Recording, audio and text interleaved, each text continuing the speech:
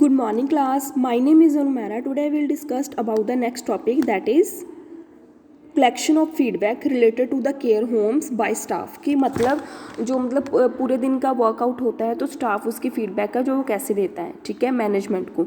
Okay, ये है. First of all हम डेफिनेशन कर लेंगे कि फीडबैक होता क्या है. Information about reaction to a product. Sorry, पहले मैं आपको बता दूँ, यूनिट है आपका सेकेंड, ठीक है.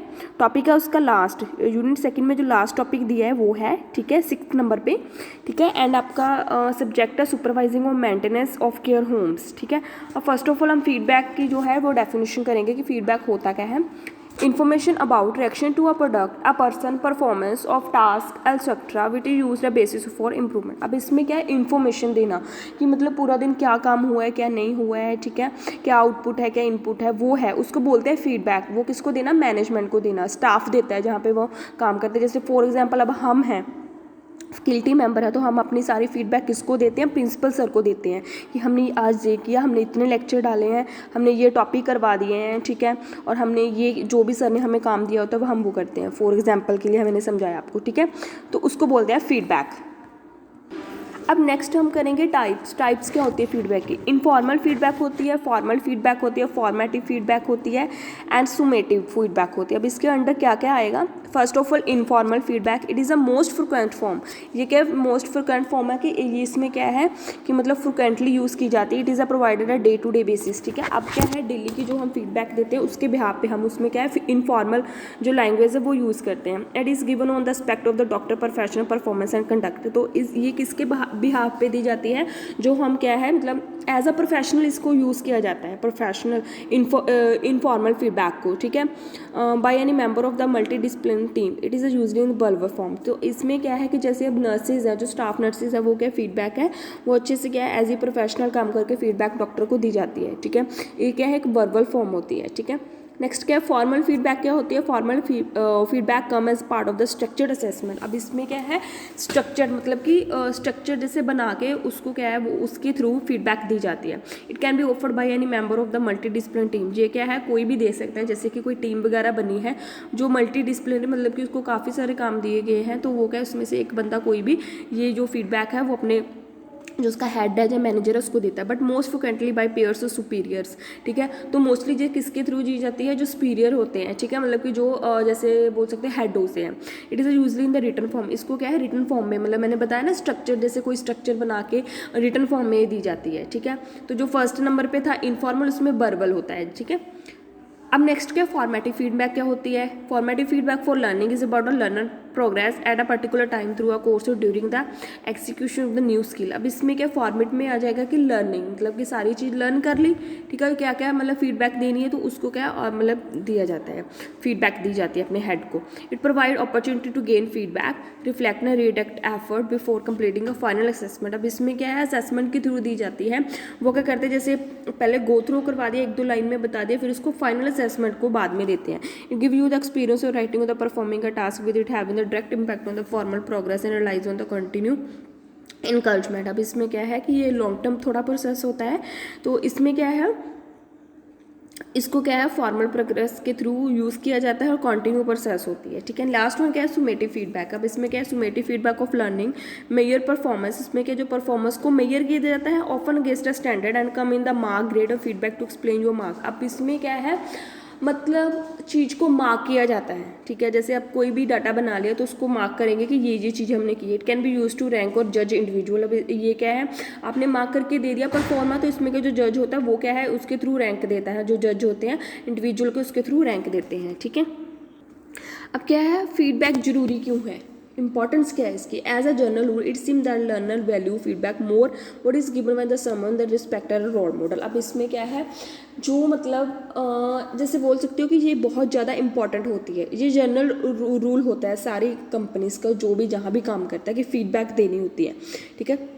अब मैं आपको एग्जांपल देती हूँ, जैसे इन मतलब हॉस्पिटल की एग्जांपल देती हूँ. जैसे बस एज अ स्टाफ नर्स आप काम करते हो, ठीक है. आपने जैसे आपको बोल दिया एक पेशेंट हैंडल करने के लिए बोल दिया, तो आप उसका पूरा दिन डाटा जो है आपने जैसे कौन सा उसको IV फ्लूइड दिया, कितने टाइम पे कौन सी मेडिसिन दी, इवनिंग में कौन सी दी, आफ्टरनून में कौन सी दी, क्या ड्रिप लगाई, उसकी यूरिन आउटपुट क्या है, ये सब ये इसको बोलते हैं फीडबैक, ठीक है. ठीक है। तो आप रिटर्न फॉर्म में इसको लिख लेते हो। Appropriate feedback contribute significant developing learners, इससे क्या है मतलब लर्निंग पावर भी इंक्रीज होती है। ठीक है। कॉन्फिडेंस एंड कॉन्फिडेंस और strategies of the professional career, जिससे क्या कॉन्फिडेंस भी इंक्रीज होता है कि हमें अपने माइंड में सब कुछ रखना होता है। It help them think about the gap between the actual and desire performance. अब इससे क्या अब जो एक्चुअल और डिजायर परफॉर्मेंस का पता लग जाता है। अगर आप अच्छी फीडबैक दोगे तो आपकी क्या है अच्छी ही परफॉर्मेंस होगी। And identify way to narrow the gap, and इससे क्या है इंप्रूवमेंट भी अच्छी आती है। अगर कोई नैरो गैप वगैरह है आपके काम में तो उसमें भी इंप्रूवमेंट आती है। For health professional particularly to promote reflective and experimental learning which involve training on the job। अब ट्रेनिंग ऑन द जॉब आप ट्रेनिंग पे होते हो तब आप ये चीज़ें सीख सकते हो। And reflective on the feedback training on the job and reflective on the experience incident and feeling. अब इसमें क्या है ठीक है ट्रेनिंग जब ट्रेनिंग वगैरह होती है तब सीख सकते हैं सबसे। More importantly feedback aim to develop performance to higher level. अब इसमें क्या अगर फीडबैक अच्छे से देंगे तो हायर लेवल की परफॉर्मेंस मेंशन हो जाएगी। ठीक है। तो इसकी इंपॉर्टेंट नेक्स्ट आ जाएगा फीडबैक देता कौन है। स्टाफ देता है, पेशेंट्स हो गए, ठीक है वो देते हैं। ठीक है। फर्स्ट हम करेंगे एजुकेशनल क्लिनिकल सुपरवाइजर। जो एजुकेशनल होते हैं या क्लिनिकल सुपरवाइजर होते हैं वो ये एजुकेशनल क्लिनिक सुपरवाइजर क्या है ना मेजर सोर्स ऑफ फीडबैक। ठीक है। वो क्या है एक मेजर सोर्स होता है फीडबैक का। They are mean to act on the mentor monitor or clinical and education process. वो एज अ कैसे काम करते हैं mentor monitor clinical and education progress होती है। Ensure you receive appropriate career guidance and planning. वो क्या करते हैं एक गाइडेंस और प्लानिंग देते हैं मतलब कि किस तरह काम करना है। Educational clinical supervisor do not formally exist in the respiratory medicine training program across Europe।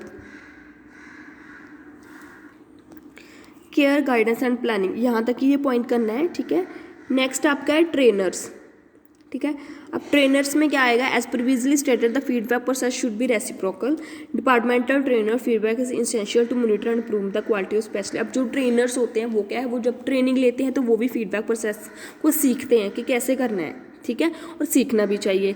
ठीक है। Trainer feedback must be use with other source of information to review and improve the training progress. ठीक है। अगर वो feedback सीखेंगे तो इससे क्या उनकी जो ट्रेनिंग प्रोसेस है उसमें इंप्रूवमेंट आएगी। ठीक है। Obtaining this type of feedback can sometimes be challenging. It may be based by the fear of identification and labeling of trainer। इनसे क्या है उनकी लेबलिंग हो जाती है मतलब कि उनका जो डाटा है वो रिकॉर्ड किया जाता है। Therefore in the some countries काफ़ी कंट्रीज में क्या होता है इट इज़ गिवन एनोमाउसली। ठीक है। मतलब कि डेली रूटीन में दिस फीडबैक शुड ऑल्सो भी अपॉर्चुनिटी टू रेज कंसर्न। इससे क्या है जो कंसर्न्स है जो मतलब कि आपस जो अपॉर्चुनिटीज़ है वो इंक्रीज हो जाती हैं अबाउट पेशेंट सेफली। इससे क्या पेशेंट भी सेफली फील करता है। एंड कोलेजियस बॉइंग एंड अंडरमाइनिंग इससे क्या अंडरस्टैंडिंग अच्छी रहती है। ठीक है।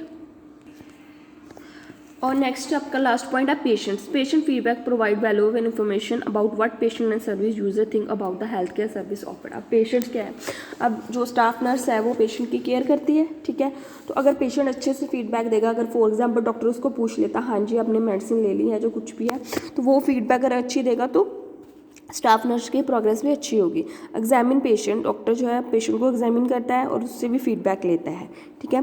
Furthermore patient feedback to health care professionals is also important is the highlight example of the good practice. ठीक है। तो इसमें क्या है जो पेशेंट की फीडबैक होती है वो एक प्रोफेशनल हेल्थ केयर सेंटर में प्रोफेशनली होती है और उसको एग्जाम्पल के तौर से लिया जाता है। ठीक है। Improvement can be made. जो इंप्रूवमेंट है वो मेड की जाती है मतलब कि बनाई जाती है मतलब अच्छी इंप्रूवमेंट की जाती है स्टाफ की तरफ से। Marrying patient feedback and experience of the care treatment highlight. इससे क्या है जो पेशेंट की इंप्रूवमेंट है वो मेयर की जाती है मतलब कि ली जाती है उसको देखा जाता है कि हाँ पेशेंट को सब कुछ मैनेज किया गया है by staff nurse. Highlight area that need to improve the provider patient LED led health care services. ठीक है। उसको पॉलिसी के और सर्विस के अकॉर्डिंग केयर प्रोवाइड की जाती है। ठीक है। ये था आपका थोड़ा देख लेना आपका topic. Okay thank you students.